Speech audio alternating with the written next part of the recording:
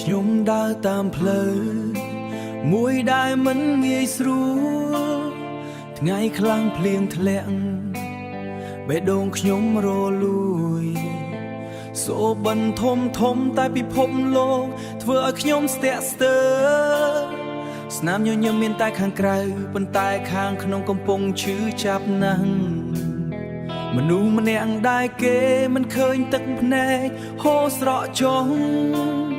ខ្ញុំបានលាក់វាទាំងអស់នៅក្រោមពន្លឺថ្ងៃនិងទឹកភ្លៀងជីវិតនេះខ្ញុំបានសាយខ្ញុំបានយំជីវិតនេះដូចជាក្តីសុបិនមិនពិតបេះដូងខ្ញុំបែកតិចខ្ទប់ជាច្រើនដងតែខ្ញុំនៅតែឈរឡើងវិញទោះបីជាខ្ញុំដួលក៏ដោយខ្ញុំនៅតែដើរទៅមុខមិនរួញរាមិត្តភក្តិចាកចេញដោយគ្មានពាក្យលាសេចក្តីស្រឡាញ់ខ្លាំង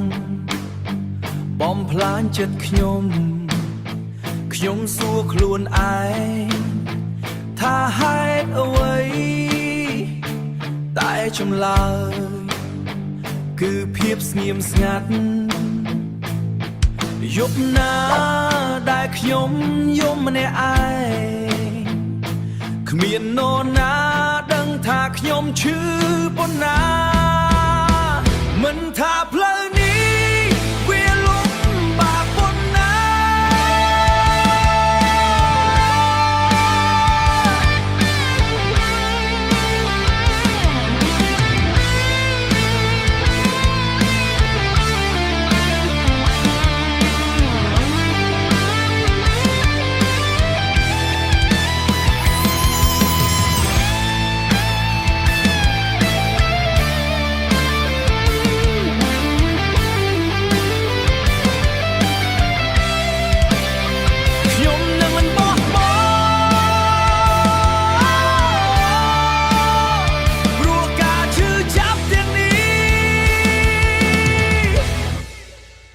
ធ្វើឲ្យខ្ញុំคล้ายជាមនុស្សរឹងមាំ